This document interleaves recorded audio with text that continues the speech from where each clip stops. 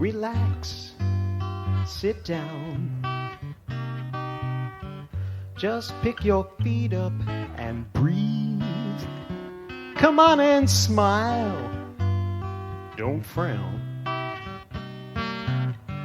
Don't get in an uproar and leave. Now, I don't mean to analyze you like some knockoff Sigmund Freud. They may be out to get you, but don't get so paranoid. Come on, relax. Sit down and have another drink on me.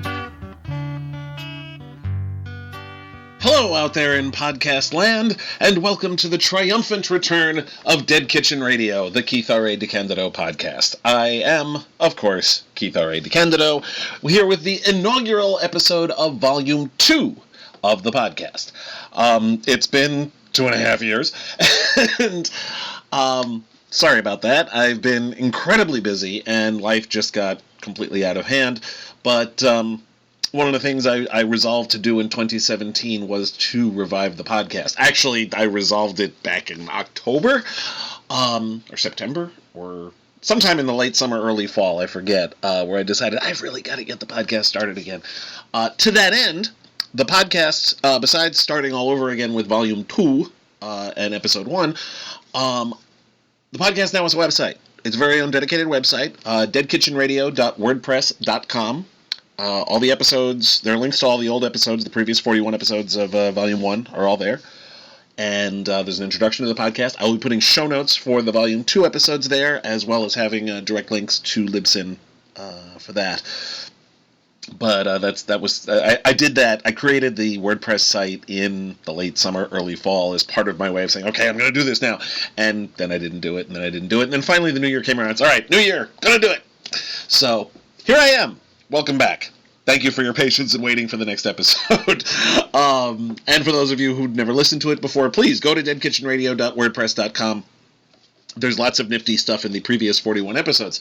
Meanwhile, we're starting all over with Volume 2, talking about a bunch of different things. Today, this month, I'm going to try to commit to the monthly schedule, so there should be 12 podcasts a year if all goes well. We'll see how that works out.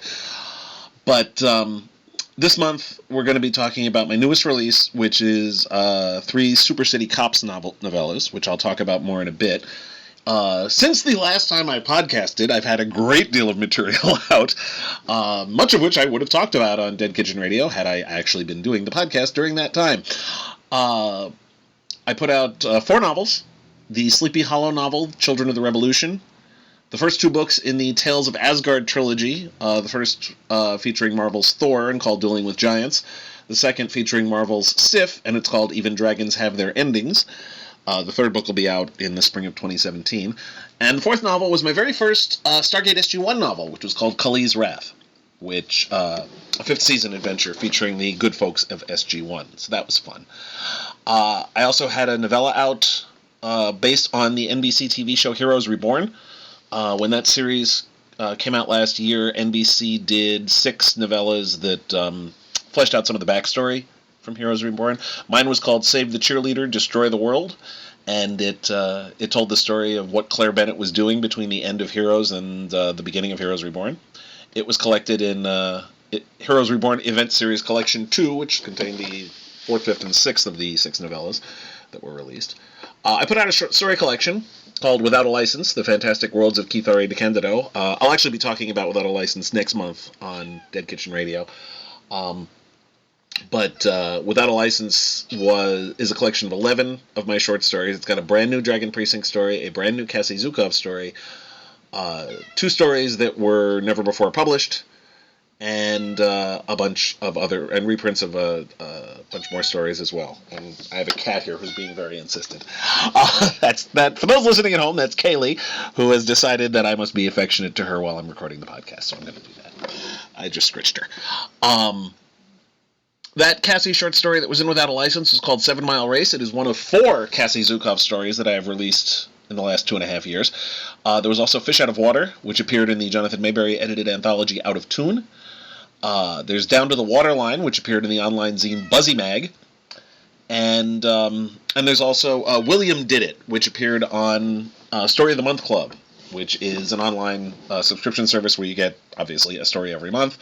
It was reprinted in their annual collection called A Baker's Dozen of Magic, which came out earlier in 2016. Other short stories I released in the 2.5 years since the last Dead Kitchen Radio include Time Keeps on Slippin', which appeared in the Stargate anthology Far Horizons, which had 10 Stargate SG-1 and Stargate Atlantis stories. The other 3 new stories that were in without a license, which includes the Dragon Precinct story called Partners in Crime, as well as a short called Wild Bill Got Shot, and another short called Behold a White Tricycle, which I had actually originally written for an anthology that then never got published. I'll, again, talk about that more next week. The last regular episode of Dead Kitchen Radio focused on a story called Stone Cold Whodunit, which was a Super City story in the same world as the case of The Claw and the 3 novellas I'll be talking about this month on Dead Kitchen Radio. I also had a story in The Side of Good, The Side of Evil called Send in the Clones, which was also a Super City Cop story. I had a story in the first of 3 X-Files anthologies that IDW released over the last couple of years. Mine was called Back in El Paso, My Life Will Be Worthless, which I'm proud to say was a nominee for the Scribe Award, although it didn't win. Jonathan Mayberry's 3rd V-Wars anthology came out. Actually, his 2nd, 3rd, and 4th V-Wars anthologies all came out, but I only had a story in the 3rd one, which was called Streets of Fire. My story was called Streets of Fire. It was kind of a sequel to The Ballad of Big Charlie in that there's a few characters who carry over from it. But it appeared in the 3rd anthology of V-Wars, which is called Night Terrors. I also had a novella in Limbus Inc. Book 3, which is a weird kind of horror shared world thing that Journal Stone has been doing. Their 3rd volume included novellas by Laird Barron and Jonathan Mayberry and Seanan McGuire and me, and which was cool. Mine was called Right On, Sister. And I also had a story in the Alternate History anthology put out by Crazy 8 Press called Altered States of the Union, which were alternate U.S. stories. Mine was called We Seceded Where Others Failed, and it's about the Conch Republic of the Florida Keys. I also scripted a comic book, Volume 1 of Icarus, which is an adaptation of Gregory A. Wilson's novel of the same name, with art by Matt Slay and Mark Dos Santos. That was actually kickstarted by Silence in the Library a few years ago, and Volume 1 finally came out. It took a while for the art was painted, and it took a while for that to get done. But I wrote the script adaptation of that. I did my first foray into role-playing games. I wrote a role-playing game adventure for the Firefly Echoes of War supplement called Things Don't Go Smooth, which was based on the Joss Whedon TV show from 12 years ago. Or not longer than that. That was the movie was 12 years ago. The TV show was 2002, so yeah. But I wrote an adventure for that, and it was a very interesting learning experience. I'd never written a role-playing game adventure before, and I haven't actually written one since, which may not be a coincidence. It was very difficult and a very big challenge. It's not the way I'm used to writing, and I have considerably more respect for people who write RPG modules than I used to. Actually, I had respect for them before, but it's metastasized now. It's incredibly difficult. In nonfiction, I finished the Star Trek Deep Space Nine rewatch that I was doing twice a week on Tor.com. And when I was done with that, I decided to go back and do a Star Trek The Original Series rewatch, which has been going once a week, every Tuesday, since I finished DS9 in 2013, or 2015, rather. And that carried over into 2016, which was the 50th anniversary of the original Star Trek, and has also included the animated series, which is what I'm up to now. I've done all 3 live-action seasons, and I've done the first 5 episodes or so of the animated series. Initially, my second rewatch of the week, taking up the Friday slot, was Stargate's seasonal rewatch. Stargate was a little too big to do every individual episode of every individual show, but what I did was cover each movie or season. So I started with the Stargate movie from 94, did each overviews of each of the 10 seasons of Stargate SG-1, each of the 5 seasons of Stargate Atlantis, both seasons of Stargate Universe, and also the 2 direct-to-DVD SG-1 movies. So cover. Oh, and I also did the one season of Stargate Infinity, which was the animated series. So I covered all that. And then once that was done, I turned my attention to Batman. I did, just in time for the 50th anniversary of that show as well, which was last year, I started Holy Rewatch Batman, which is every Friday on Tor.com. I'm currently in the third season. Again, just started that just as I just started the animated series, so that's what's running on Tuesdays and Fridays now at Tor.com. To end the year, I also did a couple of extras. Since it was the 50th anniversary of both shows, I wanted to end the year with some ancillary material relating to it. So I talked about the Green Hornet, which was also produced by the same people who produced Batman. Incubus the movie, which was a movie entirely in Esperanto that starred William Shatner, which also came out in '66, so it was also celebrating its golden anniversary, as did the Green Hornet. William Dozier did a couple of promo shorts, one for Batgirl as a prelude to the third season, one for a Wonder Woman TV series that, thank goodness, never got picked up. I covered those in one. And then I also, the last thing I did for 2016 was a 1964 pilot for an Alexander the Great TV series, which starred William Shatner and Adam West. And had that been picked up for series in 1964, the pop culture landscape would have been a great deal different. Other nonfiction I did included some essays that showed up in the collections New Worlds and New Civilizations, exploring Star Trek comics, in which I discussed the Wildstorm era of Star Trek comics. That book was an overview of Star Trek in comic book form, and I covered the Wildstorm era. The Kobold Guide to Combat, in which I talked about my experiences writing novel versions of role-playing games and video games and the like. And I did the top 10 good things about the Star Wars prequels for a collection called A Long Time Ago, Exploring the Star Wars Cinematic Universe, which covered the various aspects of Star Trek movies and TV shows and such. At the time I pitched it, my editor came to me and said, "Hey, we don't have anything for the prequels yet." And I said, "Oh, I can do something with the prequels. I know! I'll do the top 10 good things about the prequels." It's possible I was drinking at the time. However, I sobered up and actually did it, and I'm actually quite proud of that essay. I actually managed to find 10 good things about the Star Wars prequels. In addition, Entertainment Weekly last year put out The Ultimate Guide to Star Trek as part of the celebration of Trek's 50th anniversary, and for that I wrote pieces giving the 5 or 6 essential episodes of each of the TV series to watch, of the original series, the animated series, Next Generation, Deep Space Nine, Voyager, and Enterprise. So that was a lot of fun to do. Finally, the newest material of mine, which nicely segues into the actual subject of this episode, are 3 new Super City Cops novellas. I first conceived the notion of cops in a city filled with heroes and villains way back in the early part of the 21st century.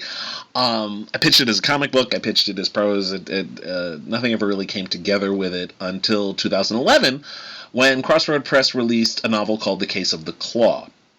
I actually discussed that back in the 3rd episode of the first volume of Dead Kitchen Radio back in 2011. You can find the archive of that on deadkitchenradio.wordpress.com. And I also wrote 2 short stories, one of which I discussed in what turned out to be the final episode of Volume 1 of the podcast, episode 41.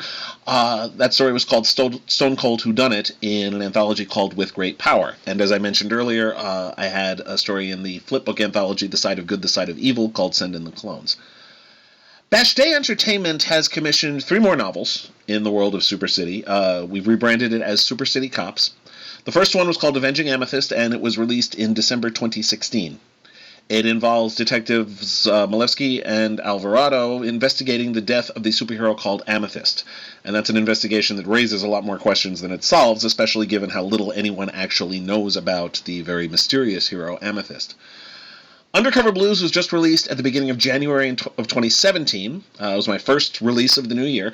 And it's got an undercover cop infiltrating Apollo's gang in time for a heist. Apollo being a supervillain who has never actually been caught doing anything illegal yet. Unfortunately, of course, things go horribly wrong, as things are wont to do. Meanwhile, there is a new Amethyst in town, and he is leaving a trail of dead bodies. Malevsky and Alvarado need to find out who he is before he kills more people. Next month is going to see, in February 7th, we'll see the release of the 3rd and final of these 3 Super City Cops novellas. It's called Secret Identities, in which Lieutenant Therese Zimmerman makes a rather fateful discovery in that the man that she has been dating is secretly the hero known as Spectacular Man. It's the third one that I'm going to be doing a reading from in this inaugural episode of Volume 2 of Dead Kitchen Radio. The piece I'm going to read in particular has a conversation that has been rummaging around in my head pretty much since I first started reading superhero comics as a little kid. I've always had very strong feelings about the ins and outs of secret identities and hiding your identity from your loved ones and why they wear masks and all that stuff. And a lot of it comes through in this particular piece.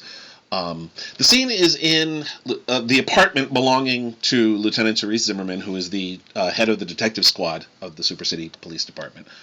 At the beginning of the novella, Spectacular Man showed up on her terrace, battered, bruised, and delirious, and he falls unconscious and eventually wakes up, and Zimmerman takes his mask off and discovers that he is really Mark McLain, the guy she's been dating on and off for a while. Spectacular Man was really badly beaten by a kaiju, actually, and he, as of this scene that I'm about to read, he's recovering in Zimmerman's apartment.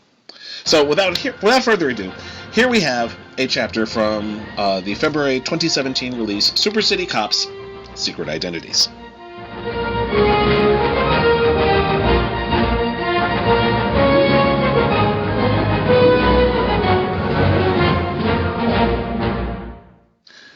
Therese Zimmerman quickly got to her knees, put a hand on Mark McLain's shoulder as he lay on the floor, and asked, "Are you okay?"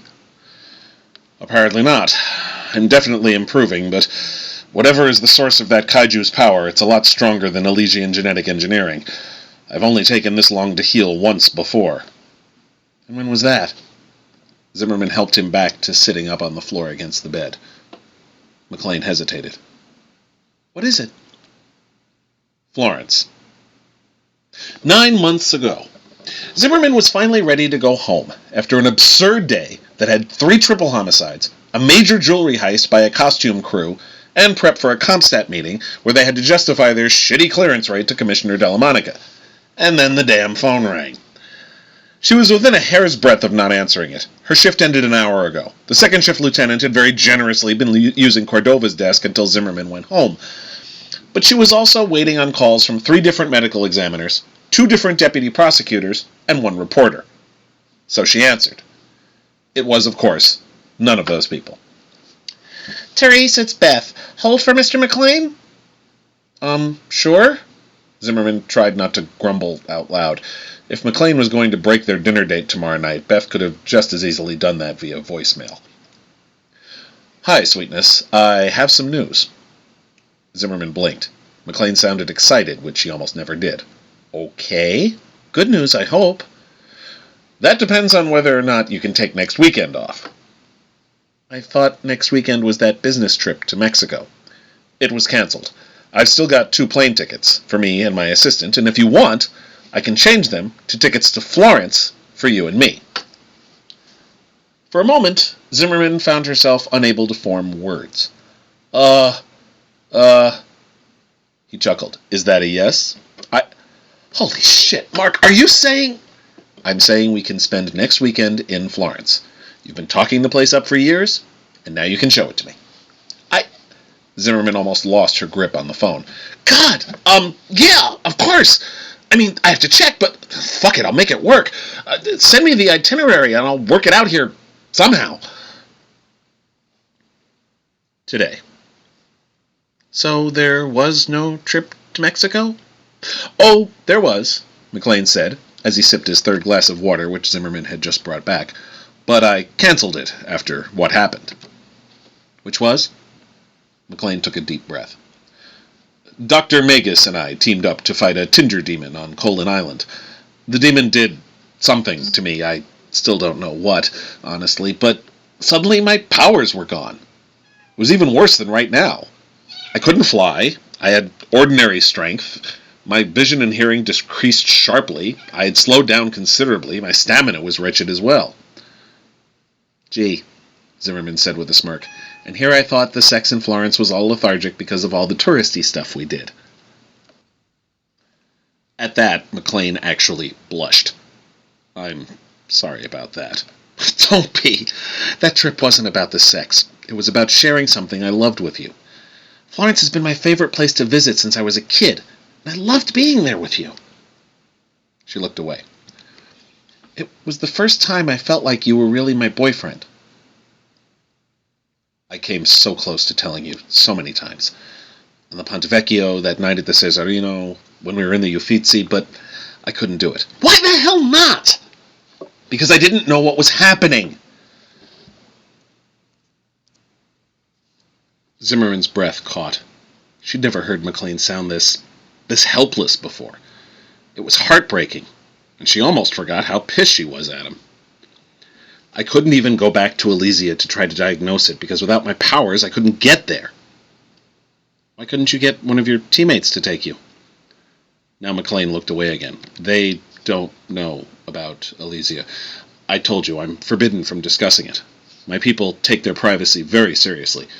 There was a time, during the Second World War, when they feared a Canadian submarine would find the city.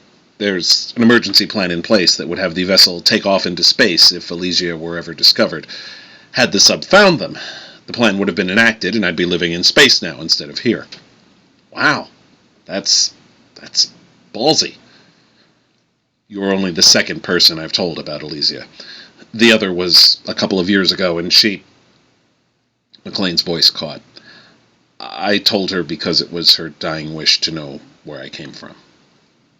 On the one hand, Zimmerman suspected she wanted to hear that story. On the other, it would get them off topic, and she had more important questions. So how did you get your powers back? I have no idea. One day, the day after we flew back, in fact, they just came back. I literally woke up Tuesday morning, and I was back to my old Elysian self. So you went back to lying. Or, I guess, kept lying. I wasn't lying, Therese. I was trying to protect... Oh, bullshit! Zimmerman got to her feet. Do not pull that shit on me, Mark. Who exactly were you protecting? By the very nature of what I do as Spectacular Man, I make a lot of enemies. I can be much more effective if people don't know where to find me on my off hours. I'd buy that argument if it weren't for the terrific trio and the Bruiser and the other heroes who don't keep their names secret. They do just fine. Everyone knows Jesus de la Hoya is the Bruiser, and everyone knows where he lives. The terrific trio's IDs have been public from the get-go. Hell, your teammate, Komodo Dragon, her name's public too. Perhaps. And you know what else? They can actually follow through with us. De La Hoya's in HQ all the time, filling out witness statements and complaints, and he always testifies. When you trash the Brute Squad, we have to rely on property damage and eyewitnesses, and half the time we can't even hold them on all the charges we should, because the people who are in the best position to tell us what they did wear masks and won't testify because they insist on hiding their real names. I understand your frustration, Therese, but... However, Zimmerman refused to let him get a word in. No. I have had it with this, Mark. We've had this argument 1,000 times before, and you always weasel out of it, or have to go off and be a superhero before we can finish it, or get around it by getting me into bed. Well, now you're lying helpless in my apartment, and you are goddammit going to listen to me. McLain swallowed. Okay. Can I at least move up to the bed? If you're going to pace back on the fourth on the floor like that, I'd really like to be off the floor. Yeah, of course. And some more water, please? McLain asked as he started to float slowly in the air. By the time Zimmerman got back with another glass of water, McLain was sitting upright on her bed. She actually was grateful for the break to get more water, as it gave her time to catch her breath and better phrase her argument. Now it would be more of a presentation than a rant. Besides, McLain had always had a tendency to dismiss her rants. An argument might work better. All right, I want to give you 2 recent examples that my detectives had to work with. McLain nodded. Okay. Last year, there was a rash of break-ins in Simon Valley, all very obviously being done by a costume. The doors were all just shattered. At one point, an overnight shift patrol caught the guy in the act. They got their asses kicked. The costume smashed their unit and put both officers in the hospital. They both medicaled out, by the way. Good police, both of them, and this asshole ended their careers. I'm sorry about that. As was typical, McLain sounded completely sincere in that apology. though Zimmerman found that she had to reconsider what she had always considered to be McLain's natural sincerity in light of recent revelations. Anyhow, this guy was nasty. Later on, we found out he was part of some kind of government experiment that went sideways. De La Hoya went after him, worked the neighborhood, tracked down the abandoned building over on 19th Street where he was hiding out, and brought him in.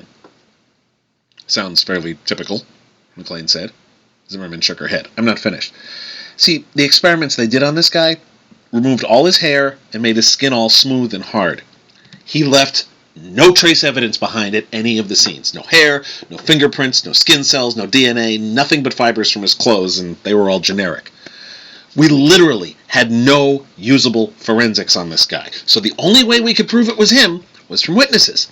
And if De La Hoya hadn't testified, we wouldn't have had enough to even hold him, much less convict him. He's still serving time, too. Wouldn't the word of the 2 officers who were injured be enough? Without evidence? Maybe yes, maybe no. Jurors don't always believe cops anymore, especially if there's no physical evidence to go with it. I mean, they did testify, but without De La Hoya, it wouldn't have been a guaranteed conviction. I see. No, you don't. Because then we have the Cowboy. A few weeks ago, we had a major undercover operation finally come together. One of our detectives had been working to get hired by Apollo. McLain frowned. I recall reading about Apollo in the Six's records. I believe that the Bengal faced him once, but the outcome was inconclusive. So have all of SCPD's attempts to nail him, hence the UC op. We had a detective, Elias von Delicos, one of our best UCs, go in and work his cover ID until Apollo starts hiring for a job. Von Delicos gets hired.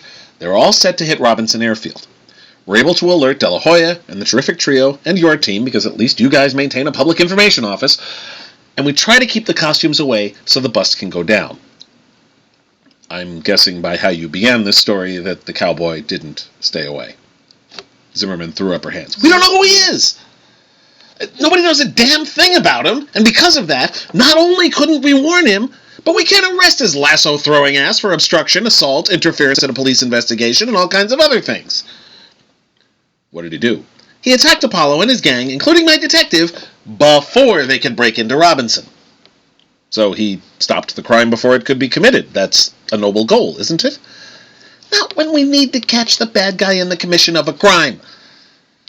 Zimmerman was screaming now. So much for a presentation over a rant. The whole point of the UC op, the whole point of spending 6 months getting Von Delicos in there was to actually be able to catch Apollo in a crime. And now Cowboy fucked it up. He put all the henchmen, including my detective, in the hospital, and Apollo's lawyer claimed he had no knowledge of the half a dozen guys with AR-15s on 104th Street. He just happened to be nearby. You didn't believe that, did you? McLain asked incredulously. Well, gee, it would have been nice to have had some evidence to support that, but all we had was the Cowboy, who didn't stick around to help with the paperwork. I see what you're trying to say, Therese, Mark started. Oh, I'm not done. See, because of the Cowboy's upfuckery, Von Delicos had to go back in, try to convince Apollo to hire him for the next job. Except Apollo may be crazy, but he's not stupid. He saw all the cops who crawled all over him after Cowboy attacked, figured it was a setup, and figured that my detective, who was the only one who went back to him looking for more work instead of laying low, was the rat. He's dead now. Apollo killed him. We're able to arrest Apollo, at least, and he's waiting for his trial, but I doubt Cowboy will testify, and Von Delicos can't either. McLain shook his head. I'm truly sorry, Therese. That's horrible. Von Delicos was damn good police, and he didn't deserve to die so Cowboy could show off. I don't care how many parades or keys to the city Cowboy gets. The next time he shows his face in public, he's getting arrested as an accessory to murder. I can understand why you'd feel that way. As he spoke, McLain crossed his legs. Hey, your legs are moving. Looks like your Elysian tricks are starting to work. They're not tricks. McLain sounded almost petulant. This is science, not magic. Science that your buddies keep to themselves, Zimmerman said with disgust. I'm right there with you, Therese, believe me. I think it's appalling that the others are willing to just let the world go on without their gifts. Being Spectacular Man and being Mark McLain are my ways of doing so. It's the best I can do. See, now, that's what I don't get. Why are they separate? What do you mean? What do you gain by keeping Spectacular Man and Mark McLain distinct? Well, The Foundation is a private corporation that attempts to do good works for the city. It's Mark McLain's business, not really that of a superhero. Rolling her eyes, Zimmerman said, "Oh, come off it. Spectacular Man is the most popular hero on the planet. If you've been upfront about being Mark McLain all along, then Spec-Man could be the face of the McLain Foundation. You do a hell of a lot more good that way." Perhaps. McLain didn't sound convinced. Zimmerman sat down on the edge of the bed near his feet. "Besides which, both Spec-Man and Mark McLain have strong reps. Combined, they feed off each other. Not only that, but then you could actually fill out witness statements, make reports, testify in court. Then maybe half the supervillain types wouldn't get out early on nothing charges. Maybe we'd be able to put them away longer like we did that big guy from Simon Valley." Maybe. He looked right at her. "But how can I do that now?" She frowned. "What do you mean?" "I mean, it's too late. If I come out now as Spectacular Man, you've just provided a very apt demonstration of what will happen. Outrage, venomous pronouncements, accusations of wrongdoing, and a great deal of yelling. Forgive me if I fail to see that as a positive." "So you just want to perpetuate the lie?" "It isn't a lie, exactly." "Oh, it's totally a lie." Zimmerman got up from the bed and started pacing again. "You know why Richard Nixon resigned from the presidency? It wasn't because of what happened at the Watergate Hotel. It's because he covered up what happened at the Watergate Hotel. It wasn't the original malfeasance, it was the extension of the lie that got him in trouble." She stopped pacing and stared down at him. "Mark, you don't stop a falsehood with more falsehood." "Maybe." "No, not maybe. This is real life here, Mark. By hiding behind that mask, by not telling anyone who you are, you're perpetuating a lie. Hell, you may even be guilty of fraud. Does anybody know you're really McLain?" "The founding members of the Six do. We all shared each other's identities when we formed the group." "You didn't even tell them about Arisia?" "No. And, of course, 3 of the other 5 founders are dead now." "And no one else?" He smiled wryly. "Not until today. Last night, technically, but yeah." She shook her head. "You realize what this means, right?" McLain frowned. "I'm not sure." "It means that everyone Mark McLain knows, loves, is friends with, cares about, you lie to them every single day. And except for, what, Mercury and the Bengal? That's true of everyone Spectacular Man knows, loves, is friends with, and cares about, too.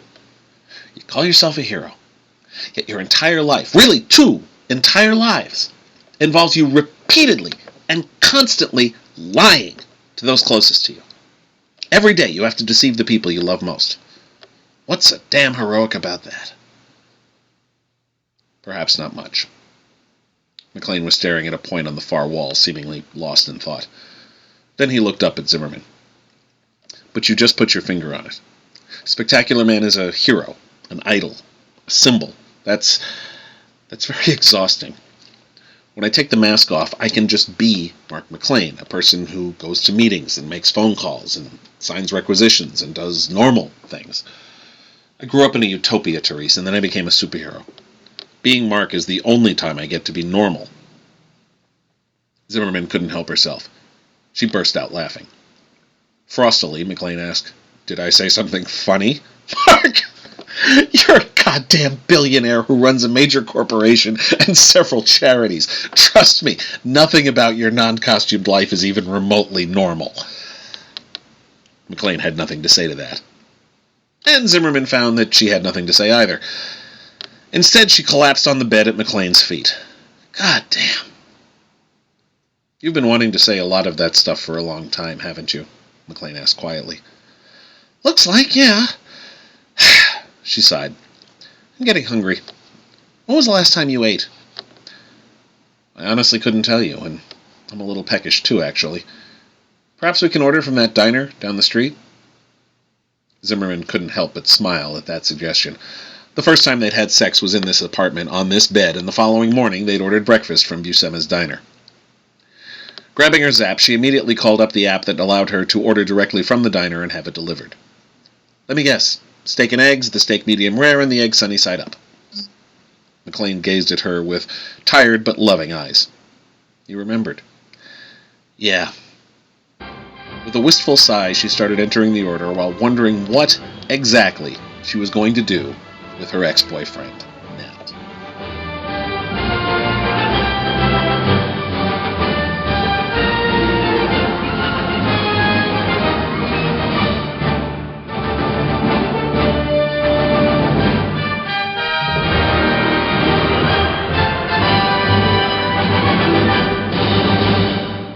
The Super City Cops novellas are ebook originals released by Bashday Entertainment. The first two, Avenging Amethyst and Undercover Blues, are available now at pretty much every online retailer you can think of, while Secret Identities, from which I just read, will be on sale at the beginning of February. Also out now are the first two books in the Tales of Asgard trilogy, Marvel's Thor, Dueling with Giants, and Marvel's Sif, Even Dragons Have Their Endings, with the third book, Marvel's Warriors 3, Godhood's End, due in the spring. Also available are my Stargate SG-1 novel, Khalees' Wrath, and my short story collection Without a License, which I'll be talking about next month.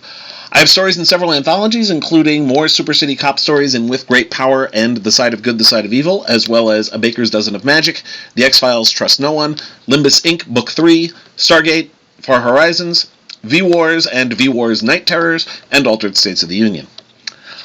As usual, my 2017, just like every other year, has a pretty hefty convention schedule. For the first 4 months, I will be at the following conventions. In January, from the 13th to the 16th, I will be at Arisia 2017 in Boston, Massachusetts. I'll be one of the many author guests there. More information can be found at arisia.org. That's arisia.org. Over President's Day weekend on 17th and the 19th of February, I will be at Farpoint 2017 in Timonium, Maryland, just north of Baltimore. I'll be, again, one of the, not only an author guest, but also a musical guest, as the Boogie Nights will be performing. For more information, go to farpointcon.com. By the way, I'll also probably be performing at Farpoint as part of the Prometheus Radio Theater audio radio drama that they'll be doing during opening ceremonies on Friday night. So do check that out. I'm doing 3 conventions in March on 3 straight weekends. From the 10th to the 12th, I'll be attending the inaugural HELIOsphere, which is a new convention that is New York-based convention that will be in Tarrytown, New York that weekend, the 10th to the 12th of March. For more information, go to HELIOsphereNY.org. Following weekend, St. Patrick's Day weekend, the 17th, 18th, and 19th, I will be back at the revived Icon, Icon 32, which will finally be back after a hiatus that was imposed by a number of factors, not the least of which was Superstorm Sandy a few years ago, which ravaged the hell out of Long Island. But Icon 32 will be that weekend in Brentwood, New York. I'll be one of the author guests. You can get more information at iconsf.org. And then the following weekend, from the 24th to the 26th of March, I will once again be a guest at Regeneration Who, which is the East Coast's largest Doctor Who convention. That'll be held in Baltimore, Maryland. It's the 3rd year for Regen Who, and it should be fantastic. The first 2 were magnificent, and I'm really looking forward to going back. For more information, go to regenerationwho.com. I got 2 conventions in April, one at the beginning of the month. From the 7th to the 9th of April, I'll be at Lunacon 2017, which will also be in Tarrytown, New York. Their first time out of Rybrook in a very long time. Go to lunacon.org for more information. I'll be there both as an author and as a musician, as the Boogie Nights are the musical guests of honor at Lunacon 2017. And then at the end of April, I will be the author guest of honor at Zenkaikon 2017, which will be held in Lancaster, Pennsylvania. More information can be found at zenkaikon.com. That's zenkaikon.com. There'll be links, both ordering links for those books and links to all those conventions in the show notes at deadkitchenradio.wordpress.com. I'm also, by the way, going to be at Balticon in May, like usual, and I will be the Toastmaster at In Conjunction in Indianapolis in July. That'll be over 4th of July weekend. So that's that, and we are once again back with Volume 2 of Dead Kitchen Radio, and I love it. Dead Kitchen Radio is a monthly podcast discussing all things crad. You can find us online at deadkitchenradio.wordpress.com, which will include links and show notes. Also, you can like us on Facebook. Just search for Dead Kitchen Radio, the Keith R. A. DeCandido podcast, and hit the like button. You can leave comments at the aforementioned WordPress site, as well as the aforementioned Facebook page. You can also email me at keith@decandido.net. You can comment on my blog or my Facebook page. You can find gateways to those at decandido.net. You can also follow me on Twitter at Kradec, Kradec. Dead Kitchen Radio is recorded by Keith R. A. DeCandido, produced and edited by John S. Drew, with music by Steve Rosenhaus. Dead Kitchen Radio is part of the Chronic Rift Network. For more information about the network, go to chronicrift.com. Until next time, when I will be discussing my 2015 short story collection Without a License, this is Keith DeCandido saying good night. Now Now what goes will come around again, and forgive my being crass, but you know those boots of karma will just kick them in the ass. So just relax, sit down, and have another drink on me, and have another drink on me.